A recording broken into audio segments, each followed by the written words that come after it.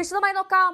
അനിശ്ചിതത്വങ്ങൾക്കൊടുവിൽ UDFന് വഴങ്ങി PV അൻവർ. ആര്യാടൻ ഷൗക്കത്തിനെ പിന്തുണയ്ക്കാമെന്ന് UDFനെ അറിയിച്ചു. Party നേതൃയോഗത്തിന് ശേഷം പിന്തുണ പ്രഖ്യാപിക്കും. മുന്നണിയിൽ അസോസിയേറ്റ് അംഗത്വം മാത്രമാണ് അൻവർ ആവശ്യപ്പെടുന്നത്.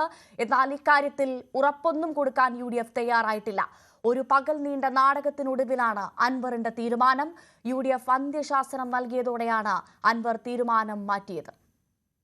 അല്ലാതെ അദ്ദേഹമാണ് തീരുമാനിക്കേണ്ടത്. അദ്ദേഹം എന്ത് നിലപാട് ഈ തെരഞ്ഞെടുപ്പിൽ സ്വീകരിക്കണം എന്ന് അദ്ദേഹമാണ് തീരുമാനിക്കേണ്ടത്. അത് അദ്ദേഹം തീരുമാനിക്കട്ടെ. അത് അദ്ദേഹമാണ് ഇങ്ങനൊരു അഭിപ്രായ വ്യത്യാസം പറഞ്ഞത്.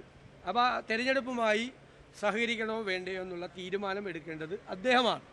തെരഞ്ഞെടുപ്പുമായും സ്ഥാനാർത്ഥിയുടെ പ്രചരണവുമായും അദ്ദേഹം സഹകരിച്ചാൽ തീർച്ചയായിട്ടും ഞങ്ങൾ ഒരുമിച്ച് പോകും. അതവർ വേറെ എന്തോ സൗഹൃദം ഞങ്ങൾ അറിഞ്ഞുകൊണ്ട് പോയത്. അത് അദ്ദേഹം തീരുമാനിക്കട്ടെ. അദ്ദേഹം തെരഞ്ഞെടുപ്പുമായി ഈ നിലമ്പൂരിലെ ഉപതെരഞ്ഞെടുപ്പുമായി UDFന്റെ പ്രവർത്തനവുമായി അദ്ദേഹം സഹകരിച്ചു പോകണോ വേണ്ടയോ എന്ന് അദ്ദേഹം എടുക്കുന്ന വ്യക്തിപരമായ തീരുമാനം. ഞാൻ പറയട്ടെ അദ്ദേഹം എടുക്കേണ്ട വ്യക്തിപരമായ തീരുമാനമാണ്. ആ തീരുമാനം അദ്ദേഹം എടുത്തു കഴിഞ്ഞാൽ അപ്പോൾ UDFന്റെ അഭിപ്രായം പറയും. അതേസമയം തങ്ങളുടേത് ഒരു ചിഹ്ന പാർട്ടിയാണെന്നും UDF പ്രവേശനത്തിൽ പ്രതീക്ഷയുണ്ടെന്നും അൻവർ പറഞ്ഞു. ഒരു പരിഹാര ഫോർമുല ഉണ്ടാവും ഈ പ്രശ്നങ്ങൾക്ക്. അല്ല, എന്തിപ്പോ ഇന്ത്യ പാകിസ്ഥാൻ തമ്മിൽ പ്രശ്നം ഇപ്പൊ തീർന്നില്ലേ? പിന്നെന്തിപ്പോ ഇത് പാർട്ടിയുടെ തീരുമാനം സ്റ്റേറ്റ് കമ്മിറ്റി കൂടി നാഷണൽ കമ്മിറ്റിയോട് സംസാരിച്ചിട്ടല്ലേ എടുക്കാൻ പറ്റുള്ളൂ.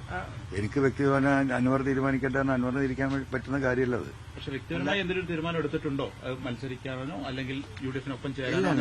ഇല്ല, അത് ഞങ്ങൾ യുനാനിമസ് ആയിട്ട് പാർട്ടി ലീഡർഷിപ്പുമായിട്ട് ഡിസ്കസ് ചെയ്തിട്ട്. അല്ല, അസോസിയേറ്റ് അംഗമാണെന്ന് ഡിക്ലെയർ ചെയ്തിട്ടുണ്ടോ? ചെയ്തിട്ടില്ലല്ലോ, ഇതുവരെ ചെയ്തിട്ടില്ലല്ലോ. അസോസിയേറ്റ് അംഗം കൂടി അല്ലാത്തതുകൊണ്ട് ഞാൻ ഇതുവരെ UDFന്റെ പാർട്ടല്ലല്ലോ. അല്ലല്ലോ. ആണോ? അത് പറ നിങ്ങള്. ഞാൻ ഇതുവരെ ഈ തൃണമൂൽ കോൺഗ്രസ് ഇതുവരെ UDFന്റെ ഏതെങ്കിലും നിരക്കിൽ അസോസിയേറ്റോ അല്ലാതെയോ പാർട്ടായിട്ടുണ്ടോ? അങ്ങനെ ഡിക്ലറേഷൻ ഉണ്ടായിട്ടുണ്ടോ? എന്താണ് ഒന്നും വേണ്ടാത്ത ചോദ്യം മാത്രമേ ഉള്ളൂ. അപ്പോ ഞാൻ UDFന്റെ പാർട്ടല്ലല്ലോ. അപ്പോ ഒരു സ്ഥാനാർത്ഥിയെ കുറിച്ച്, ഒരു UDF നടത്തുന്ന സ്ഥാനാർത്ഥിയെ കുറിച്ച് നിങ്ങളൊരു അഭിപ്രായം ചോദിച്ചാൽ ഞാൻ പറയുന്നത് എന്താ തെറ്റ്? ഇന്നലെ പുലിയായി നിന്ന് ചീറി പിന്നീട് PV അൻവർ ഇന്ന് എലിയായി. UDF അന്ത്യശാസനം വന്നതോടുകൂടിയാണ് ഇന്ന് അൻവർ വഴങ്ങിയത്. മധ്യസ്ഥതയ്ക്കില്ലെന്ന മുസ്ലിം ലീഗിന്റെ നിലപാട് കൂടി വന്നതോടെയാണ് അൻവർ വഴങ്ങിയത്. UDFൽ അസോസിയേറ്റ് അംഗത്വം നൽകിയാൽ ആര്യാടൻ ഷൗക്കത്തിന് വേണ്ടി പരസ്യ പ്രചാരണത്തിന് ഇറങ്ങാമെന്നതാണ് അൻവറിന്റെ നിലപാട്. CV അനുമോദുമൊപ്പം R കിരൺ ബാബുവും ചേരുന്ന വിവരങ്ങളുമായി. ആദ്യം അനുമോദിലേക്ക്.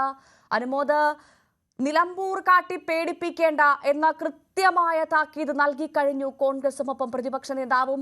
ആ താക്കീതിൽ പേടിച്ചു അല്ലെങ്കിൽ അതിനുവേണ്ടി അതിൽ മെരുങ്ങി എന്ന് പറയാൻ സാധിക്കുമോ ഈ ഘട്ടത്തിൽ നമുക്ക്? PV അൻവർ എന്താണ് മനസ്സിലാക്കേണ്ടത്? ഭവ്യ, കോൺഗ്രസിന്റെ നിലപാടും UDFന്റെ നിലപാടും അൻവറിന് കൃത്യമായ സന്ദേശം നൽകുന്നതായിരുന്നു. ഇക്കാര്യത്തിൽ ഇനി കൂടുതൽ ചർച്ചകളില്ല. അൻവറിന് വേണമെങ്കിൽ സഹകരിക്കാം, അല്ലെങ്കിൽ ഒറ്റയ്ക്ക് മത്സരിക്കുകയോ സഹകരിക്കാതിരിക്കുകയോ ചെയ്യാമെന്നുള്ളതായിരുന്നു.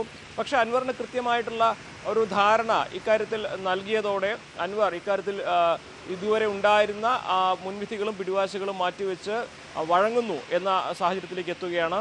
അതായത് കോൺഗ്രസിനെ UDFനെ പിന്തുണയ്ക്കാതെ അൻവറിന് രാഷ്ട്രീയമായിട്ട് നിലനിൽപ്പില്ല എന്നുള്ളതൊരു വസ്തുതയാണ്. ഒറ്റയ്ക്ക് മത്സരിച്ചു കഴിഞ്ഞാൽ അൻവറിന് വിജയിക്കാനാകില്ല. അതല്ലെങ്കിൽ ഒറ്റയ്ക്ക് മത്സരിച്ചാൽ അൻവർ ഇതുവരെ എതിർത്ത LDFന് വിജയം ഒരുങ്ങുന്ന സാധ്യത വരും.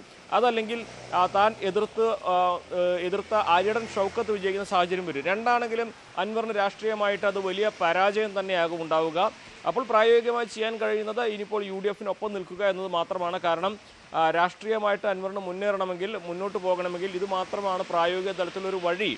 ആ വഴിയിലേക്ക് എത്തുവാൻ തനിക്ക് ആവശ്യമായ പരിഗണന കിട്ടുവാൻ ഉള്ള ഒരു സമ്മർദ്ദമാണ് അൻവർ നടത്തിയത്.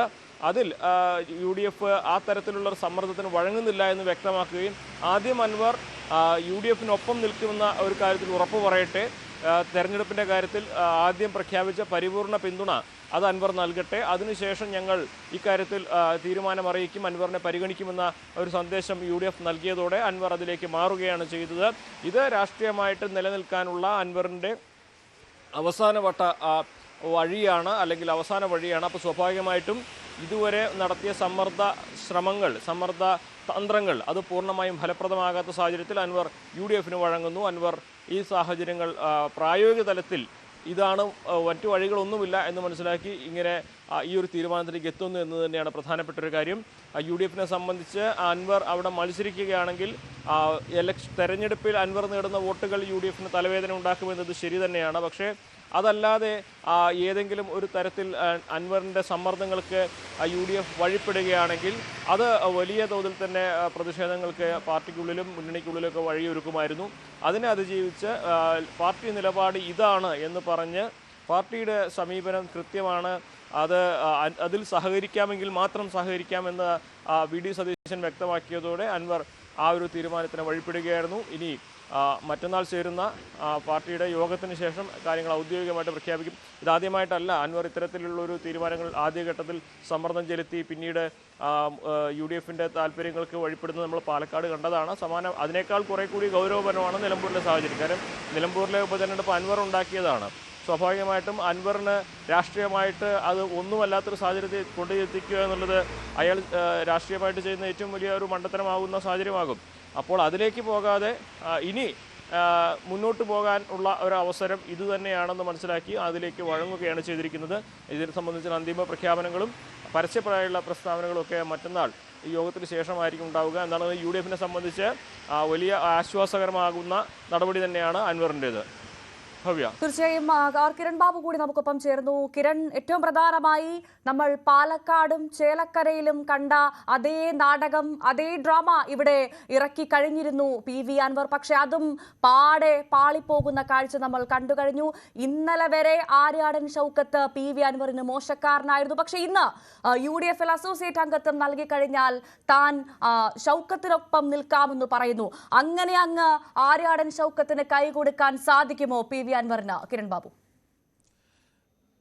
ഭവ്യ, ഇതുവരെയും വളയമില്ലാ ചാട്ടങ്ങളിലൂടെയാണ് PV അൻവർ ഈ തൻ്റെ രാഷ്ട്രീയ ഗ്രാഫ് ഇതുവരെ ഉയർത്തിയത്. പലപ്പോഴും ഭൂരിപക്ഷം സമയത്തും അത് വിജയം തന്നെയായിരുന്നു. രാഷ്ട്രീയത്തിലും കച്ചവടത്തിലും എല്ലാം അത്തരം വിജയങ്ങൾ ഉണ്ടായിരുന്നു. ആ ബലത്തിലാണ് ഇപ്പോഴും അതേ കളി തന്നെ കളിച്ചത്. പക്ഷേ ഇതിപ്പോൾ ആ കളി കൈവിട്ടു പോയിരിക്കുന്നു. ഇന്നലെ വരെ PV അൻവറിനെ സംബന്ധിച്ചിടത്തോളം ഉറച്ചു പറയാൻ ശക്തിയുണ്ടായിരുന്നു. പക്ഷേ ഇന്ന് UDFൻ്റെ ഭാഗത്തു നിന്ന് ഒരു അന്ത്യശാസനം വന്നതോടുകൂടി UDFൻ്റെ നിലപാട് UDFൻ്റെ ചെയർമാൻ VD സതീശൻ വളരെ വ്യക്തമായിട്ടാണ് പറഞ്ഞത്. അൻവറിന് വേണമെങ്കിൽ UDFന് പിന്തുണ നൽകാം, ഒപ്പം നിൽക്കാം. അങ്ങനെയാണെങ്കിൽ അൻവറിൻ്റെ കാര്യം ഞങ്ങൾ പരിഗണിക്കും. പച്ച മലയാളത്തിൽ പറഞ്ഞാൽ ഇതിനപ്പുറം മറ്റൊരു അർത്ഥവുമില്ല. അൻവറിന് വേണമെങ്കിൽ എന്ത് തീരുമാനം എടുക്കാം. ഇനി മത്സരിക്കാൻ പോകണമെങ്കിൽ മത്സരിക്കാം, അല്ലെങ്കിൽ മറ്റ് എന്തെങ്കിലും തീരുമാനം എടുക്കില്ല, അതൊക്കെ ആവാം. അൻവറിന് ഇതിനപ്പുറത്തേക്ക് അപ്പുറവും ഇപ്പുറവും ഇല്ല എന്ന് ആവർത്തിച്ച് തന്നെ വ്യക്തമാക്കി. ഇതോടുകൂടി UDFൻ്റെ ഒരു നിലപാട് വ്യക്തമായിരുന്നു. അപ്പോഴും ഇന്നലെ UDFൻ്റെ സ്ഥാനാർത്ഥിയെ, കോൺഗ്രസിൻ്റെ സ്ഥാനാർത്ഥിയെ പ്രഖ്യാപിക്കുമ്പോഴും ആ സ്ഥാനാർത്ഥിക്കെതിരെ പറയുന്നു, കോൺഗ്രസിനെതിരെ പറയുന്നു, മുന്നണിയെ വലിയ തോതിൽ വോട്ട് ശേഖരിക്കുമെന്നൊക്കെ, വോട്ട് കിട്ടുമെന്നൊക്കെ പ്രതീക്ഷിക്കുന്ന ക്രൈസ്തവ വിഭാഗത്തിനെതിരെയും മലയോര കർഷക വിഭാഗത്തിനെതിരെയും ഒക്കെ അവരെയൊക്കെ മുന്നണി വഞ്ചിച്ചു എന്ന തരത്തിലേക്കുള്ള, അല്ലെങ്കിൽ കോൺഗ്രസ് വഞ്ചിച്ചു എന്ന തരത്തിലേക്ക് അഭിപ്രായം പറയുന്നു. സ്വാഭാവികമായി അപ്പോഴൊക്കെ അൻവർ പ്രതീക്ഷിച്ചിരുന്നത് ഇങ്ങനെയൊക്കെ പറഞ്ഞാലും തനിക്ക് ലീഗിൻ്റെ ഒരു പിന്തുണയുണ്ട്, ലീഗിൻ്റെ മധ്യസ്ഥയിൽ തനിക്ക് UDFൽ അംഗത്വം ലഭിക്കും, തന്നെ ഇപ്പോൾ അനുനയിപ്പിച്ച് നിർത്തേണ്ടത് UDFൻ്റെയും കോൺഗ്രസിൻ്റെയും ആവശ്യമാണ്, അതുകൊണ്ട് അത്തരത്തിലേക്ക് അവർ ചെയ്യും, തൻ്റെ അഭിപ്രായം തള്ളിക്കളഞ്ഞുകൊണ്ടാണ് അവിടെ ആര്യാടൻ ഷൗക്കത്തിനെ സ്ഥാനാർത്ഥിയാക്കിയത്. പക്ഷേ അപ്പോഴും അത്തരം ഒരു പ്രതീക്ഷ അൻവറിനുണ്ടായിരുന്നു. പക്ഷേ അൻവറിൻ്റെ വാക്കുകൾ കൈവിട്ടുപോയി എന്ന് തന്നെ പറയാം. കോൺഗ്രസ് അതിനെ മറ്റു തരത്തിലാണ് എടുത്തത്. കോൺഗ്രസ് അൻവറിനെ ഇന്നലെ UDFൻ്റെ ചെയർമാൻ കൂടിയായ പ്രതിപക്ഷ നേതാവ് പറഞ്ഞത് അൻവറിനെ UDFുമായി സഹകരിപ്പിക്കാൻ ഞങ്ങൾ തീരുമാനിച്ചതാണ്. അത് എങ്ങനെ വേണം എന്നതിൽ മാത്രമാണ് ഇനി തീരുമാനം വരേണ്ടത്. അത് എങ്ങനെയാണെന്ന് ഞാൻ തന്നെ പ്രഖ്യാപിക്കും എന്ന് പറഞ്ഞെടുത്താണ്. അതിന് തൊട്ടു പിന്നാലെ ആയിരുന്നു അൻവറിൻ്റെ ഈ പ്രതികരണം. അൻവറിൻ്റെ പ്രതികരണം വന്നതോടുകൂടി കോൺഗ്രസിൻ്റെ ഇതുവരെ അൻവറിനോട് അതുവരെ സ്വീകരിക്കേണ്ട നിലപാട് എന്താണ് എന്നത് കോൺഗ്രസ്സുകാർ മാറ്റുന്നു.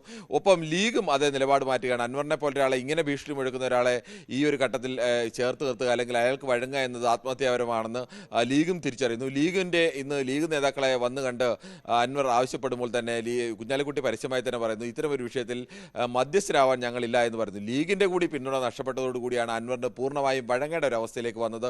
ഇന്നലെയൊക്കെ സ്ഥാനാർത്ഥി നിർണയത്തിന് തൊട്ടു പിന്നാലെ എടുത്തുചാടി വലിയ പ്രതികരണമൊക്കെ നടത്തിയ PV അൻവർ ഇന്നലെ ഭവ്യനെ നേരത്തെ പറഞ്ഞതുപോലെ പുലിയെപ്പോലെ വന്ന അൻവർ ഇന്ന് വളരെ എലിയെപ്പോലെ വന്നെന്നാണ് പ്രതികരിക്കുന്നത്. ഇന്ത്യ പാകിസ്ഥാൻ പ്രശ്നമൊക്കെ പരിഹരിക്കുന്നില്ലേ, പിന്നെ ഈ പ്രശ്നം പരിഹരിക്കാനാണോ പ്രയാസം എന്നൊക്കെ അൻവർ ചോദിക്കുന്നു. ഫലത്തിൽ അൻവറിനെ കൃത്യമായ ഒരു വെട്ടിൽ കൊണ്ട് ഇടുക തന്നെയായിരുന്നു കോൺഗ്രസ് ചെയ്തത്. അൻവർ മര്യാദയ്ക്കാണ്, അല്ലെങ്കിൽ ഞങ്ങൾ പൊതു മുന്നണി മര്യാദയൊക്കെ പാലിച്ച് നിൽക്കുകയാണെങ്കിൽ ഒപ്പം നിൽക്കാം, അതല്ല അതിനപ്പുറത്തേക്ക് പോവുകയാണെങ്കിൽ അൻവറിനെ വേണ്ട എന്ന്. അൻവറിന് ഒരു കാരണവശാലും CPM-മായി അടുക്കാൻ ഇനി കഴിയില്ല.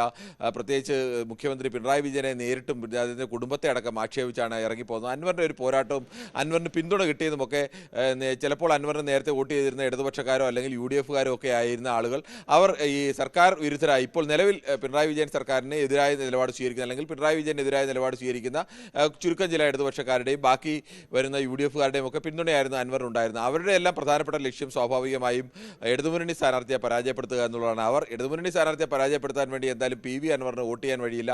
അൻവർ ഒറ്റയ്ക്ക് മത്സരിക്കുകയും അൻവറിൻ്റെ വോട്ട് വല്ലാതെ കുറയുകയും കെട്ടിവെച്ച കാശ് നഷ്ടപ്പെടുകയും ഒക്കെ ചെയ്തു കഴിഞ്ഞാൽ ഈ കാലം അത്രയും അൻവർ ചാടിയ ഈ വളയമില്ലാ ചാട്ടം ഇതോടുകൂടി അവസാനിക്കുന്ന ഒരു അവസ്ഥയുണ്ടാവും. അൻവറിന് ആ തരത്തിലേക്കുള്ള പിന്തുണയില്ല എന്നത് ലോകത്തിനു കൂടി ബോധ്യപ്പെടുന്ന ഒരു അവസ്ഥ വരും. അൻവറിൻ്റെ രാഷ്ട്രീയ ജീവിതം തന്നെ അവസാനിച്ചു പോകുന്നൊരു ഘട്ടം വരും. ഇവിടെ വീണ്ടും അൻവർ തന്ത്രപരമായ ഒരു നിലപാടിലേക്ക് മാറുകയാണ്. നേരത്തെ ഭവ്യ ചോദിച്ചതുപോലെ ചേലക്കര തെരഞ്ഞെടുപ്പിലൊക്കെ ആദ്യം വാശി പിടിച്ചു നിന്ന അൻവറാണ്. അന്ന് പ്രതിപക്ഷ നേതാവ് കോൺഗ്രസ് ആയ സ്ഥാനാർത്ഥി എന്ന് അൻവർ തീരുമാനിക്കേണ്ട എന്ന കടുത്ത നിലപാടിലേക്കൊക്കെ വന്നിരുന്നു. അതിനുശേഷമാണ് അൻവറിന് കോൺഗ്രസിലേക്കും UDF-ലേക്കും അടുക്കാനുള്ള സാഹചര്യം ഉണ്ടായത്. പ്രത്യേകിച്ച് അന്ന് KPC പ്രസിഡന്റ് ആയിരുന്നത് കെ സുധാകരൻ. അൻവറിൻ്റെ KSU കാലത്തൊക്കെ കെ സുധാകരനൊപ്പം നിന്ന ഒരു നേതാവ് കൂടിയായിരുന്നു. കെ സുധാകരൻ്റെ ഒരു സോഫ്റ്റ് കോർണർ അൻവറിനുണ്ടായിരുന്നു. ലീഗിൻ്റെ അൻവറിനെ പോലെ ഒരാൾ വന്നു കഴിഞ്ഞാൽ ഒപ്പം UDF-നൊപ്പം നിൽക്കുന്നത് ഗുണപ്പെടും എന്നൊരു ചിന്ത ലീഗിനുമൊക്കെ ഉണ്ടായിരുന്നു. പക്ഷേ UDF-ന്റെ വിജയത്തെ കൂടി ചോദ്യം ചെയ്യുന്ന തരത്തിലേക്ക് UDF-നെ പ്രതിസന്ധിയിലാക്കുന്ന തരത്തിലേക്ക് നീങ്ങിയോടുകൂടിയാണ് ലീഗിൻ്റെ പിന്തുണ നഷ്ടപ്പെട്ടു. കോൺഗ്രസ് ഉറച്ച നിലപാടിലേക്ക് വരികയും ചെയ്തു. ഇനി അൻവറിനെ സംബന്ധിച്ച് മുന്നിലുള്ള ഏക വഴി എന്ന് പറയുന്നത് എങ്ങനെയും UDF-നൊപ്പം നിൽക്കുക, ഏത് ഉപാധി അംഗീകരിച്ചും. അവിടെയാണ് അൻവർ ഏറ്റവും അവസാനം വെക്കുന്ന ഉപാധി എന്ന് പറയുന്നത് താൻ അസോസിയേറ്റ് മെമ്പർ ആക്കുകയാണെങ്കിൽ താൻ അംഗീകരിക്കാം എന്നുള്ളൊരു നിലപാടാണ് അൻവർ സ്വീകരിച്ചത്. എനിക്ക് തോന്നുന്നു ഇന്ന് അൻവറിനെ വന്ന് കണ്ട കെ സുധാകരനുമായി വളരെ അടുപ്പമുള്ള നേതാക്കൾ അവരോടടക്കം കൺവേ ചെയ്തത് ആ തരത്തിലാണ് എന്നാണ് പ്രതീക്ഷിക്കപ്പെടുന്നത്. എന്തായാലും അത് ഔദ്യോഗികമല്ല എന്നൊക്കെ പറയുമ്പോഴും അൻവറിൻ്റെ ഭാഗത്തു നിന്ന് വരുന്ന പ്രതികരണവും ഏകദേശം അങ്ങനെ തന്നെയാണ്. അസോസിയേറ്റ് മെമ്പർഷിപ്പ് കിട്ടിയാൽ, പക്ഷേ കോൺഗ്രസ് ഇപ്പോൾ എടുത്തേക്കുന്ന ഒരു നിലപാട് വളരെ വ്യക്തമാണ്. അത് ലീഗിൻ്റെ പിന്തുണയോടുകൂടിയുള്ള നിലപാട് തന്നെയാണ്. അൻവർ ആദ്യം പിന്തുണ പ്രഖ്യാപിക്കണം. അൻവർ ഇത് പറഞ്ഞ ശേഷം ആലോചിക്കാം അസോസിയേറ്റ് മെമ്പർഷിപ്പ് അടക്കമുള്ള. ഇന്നലെ വരെ ഉണ്ടായിരുന്ന കോൺഗ്രസിൻ്റെ വാഗ്ദാനം ഇന്നിപ്പോൾ മാറുന്നു. അൻവർ പ്രഖ്യാപിച്ചാൽ മാത്രമേ ഉള്ളൂ. ഇനി അൻവറിൻ്റെ കയ്യിൽ പൂർണ്ണമായും ബോൾ അൻവറിൻ്റെ കളത്തിലേക്ക് ഇട്ടുകൊടുക്കുകയാണ്. അൻവർ പുറത്തേക്ക് തട്ടിക്കളയുകയോ അകത്തേക്ക് ഇടുകയോ എല്ലാം അൻവറിന് ചെയ്യാം. ഒന്നുകിൽ അകത്ത് കയറി നിന്ന് ഞങ്ങൾക്ക് വേണ്ടി ആർപ്പ് വിളിച്ചു കഴിഞ്ഞാൽ അൻവറിനെ കൂടെ കൂട്ടാം, അതല്ല എങ്കിൽ അൻവറിൻ്റെ വഴി സ്വീകരിക്കാം എന്നുള്ള നിലപാട് തന്നെയാണ് സ്വീകരിച്ചിരിക്കുന്നത്. അങ്ങനെ ഒരു നിലപാടിലേക്ക് അൻവർ പോയാൽ സ്വാഭാവികമായും അൻവർ രാഷ്ട്രീയ